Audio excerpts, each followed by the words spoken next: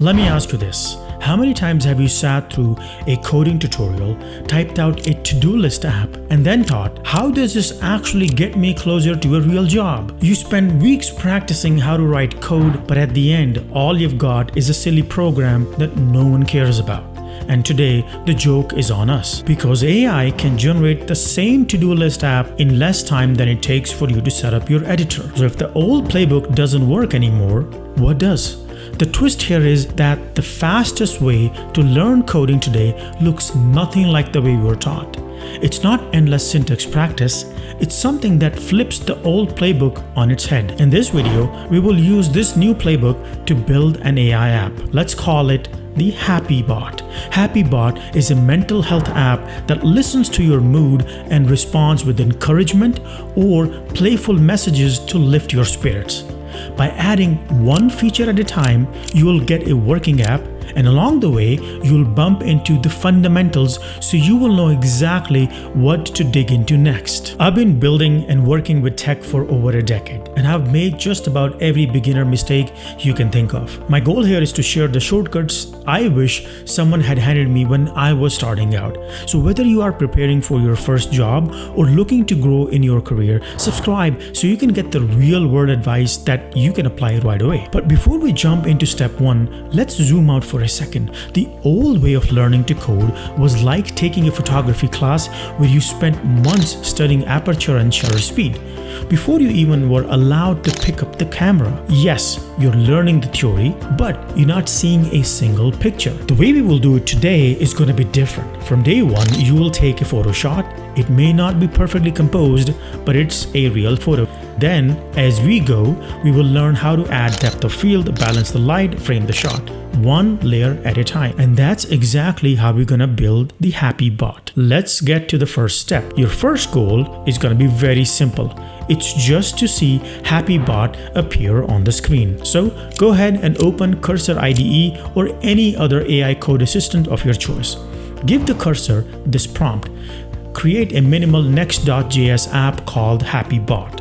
Add a centered title and a placeholder for text. Cursor will immediately set up the project. It creates the folders, files, and the boilerplate for us. If everything goes well, when you open the browser, you will see one simple page with the word Happy Bot in the center and an empty space where we will add the input box later. Hold on. Not that fast, because there is a problem. Cursor can create the project and even install the dependencies, but it will not automatically start a local web server. You will need Node.js and other dependencies installed on your computer. The good news is that when Cursor asks, should I install dependencies or start the web server, all you need to do is approve the request. Look, if you skip this step, you will only have files sitting on your machine, not a running app. Now open the URL Cursor gives you and you should see Happy Bot's first glimpse on the screen. Behind the scenes, Cursor is building the basic file structure of a Next.js app. If you're curious, peek into the files it generated for you and notice how much work is already handled for you.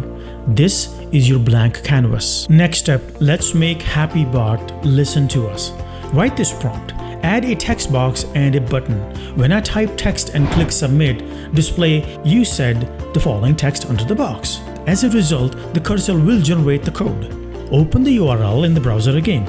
You should see a text box at the top, a button underneath. When you type something like I feel tired and hit submit, Happy Bot immediately shows your words back. You said I feel tired, but don't be surprised if the text box and the button look very plain. That's normal. Oh, by the way, if this is helping you out, please like and subscribe. It tells me to make more videos like this. And if you got a question or a different take, please drop it in the comments. I'm always curious to see what you think. At this stage, you are building only the functionality. The styling comes later. Behind the scenes, the cursor handles the heavy lifting of JavaScript and React code. It creates a variable to hold the text you typed, a function that runs when the button is clicked. You don't need to memorize all of these concepts yet, but if you explore the code, you will start spotting these patterns everywhere. Now let's go to next step. At this point, Happy Bot just echoes your words back. Let's make it actually talk to you. Your next prompt to Cursor is going to be something like this. When the user submits text, call the OpenAI API. Use the system prompt. You are HappyBot, a supportive friend. Respond kindly and briefly. Cursor will generate the code that connects your app to OpenAI's large language model. Here's an important note. There is no magic shortcut here. Cursor can write the code, but you still need to create an OpenAI account, generate an API key, and add it to your project settings. Without that, the app will not know how to reach OpenAI. And this is how real applications work when they use outside services. Next, go ahead and refresh your browser window. Now the experience should feel completely different. Go ahead and type "I feel stressed," and instead of simply repeating it back, the HappyBot answers with something like this. That sounds tough, but remember, you've got this. So what's happening under the hood? Cursor has introduced an LLM call. Your text is packaged up and sent to OpenAI's API. The app uses JavaScript's internal features, so it waits for the LLM to finish its reply before showing it on the screen. And if you are curious, open the function Cursor generated. You will see the endpoint, the API placeholder, and the system prompt. You are a HappyBot, a supportive friend. And hey, if this all feels a bit overwhelming, I get it. I've been right where you are. That's why I put together a free guide and worksheet to help you figure out the best role for you and prep without wasting weeks on stuff you don't need. Grab it from the link in the description below. It's totally free and it'll save you a ton of time. So far, HappyBot can reply once, but it doesn't feel like a real chat. So let's go ahead and change that. Your next prompt for Cursor is style the messages like a chat app. Store each message in an array with the role, user or HappyBot, the text and the timestamp. Display them in chat bubbles. User on the right, HappyBot on the left. Save the conversation in local storage so it reloads if the page is refreshed. Cursor will now generate the code for the proper chat interface. When you run the app, the experience should feel much more polished. Your messages should line up neatly on the right, HappyBot's replies on the left, and a full history builds as you keep typing. Refresh the page and the conversation is still there because HappyBot remembers.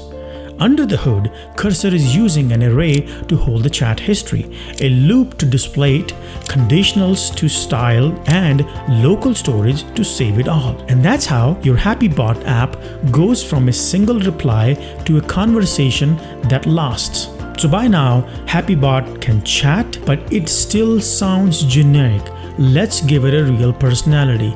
The prompt for the Cursor now is going to be update the system instruction so the HappyBot always responds in a warm, playful tone. If the mood is happy, show a happy emoji. If it's sad, show a sad face. And if angry, show angry emoji. Cursor will now update the code with the new system prompt for the AI and also add a function that maps words to emojis. Try it in your browser. Type "I'm excited" and HappyBot should respond back with a cheerful voice and a grin emoji. Then type "I'm upset." It will shift to a more supportive tone with a sad face. Suddenly, the app feels more alive. But here's the gotcha. AI models don't always stick perfectly to the tone. Sometimes they will answer more formally or miss the emoji. And that's normal because prompt tuning is an art and small changes in the wording can make a big difference. Behind the scenes, Cursor used strings and template literals to shape the AI's voice and a small function to return the right emoji. Now, HappyBot doesn't just reply, it replies with personality. So up until now, HappyBot has only lived on your laptop. Let's put it out into the world. The prompt for this is going to be prepare this application for deployment on Vercel. Configure it so the OpenAI API key is stored as an environment variable, not hard-coded in the code. Cursor sets up the files and adds the configuration you will need for deployment. When you push the project, something big happens. HappyBot application is now live at a real URL. For example, happybot.versal.app. You can send that link to a friend or even a recruiter. We're not done yet. Cursor can prepare everything, but it cannot create your Versal account or magically add your API key. You will need to sign up for Versal and connect your project. Without that, the live version won't know how to talk to the LLM or other services. Under the hood, Cursor is introducing deployment basics.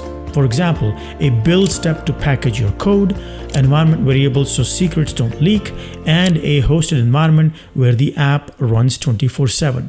And just like that, HappyBot is no longer your side project, it's actually a live application out in the world. I know. Some of you might be thinking, isn't it just vibe coding? Cursor is doing all the heavy lifting. Where is the actual learning? And that's fair. What we did here was about building momentum, getting you to see results quickly so you don't stall out on the syntax black hole. But the learning is still there.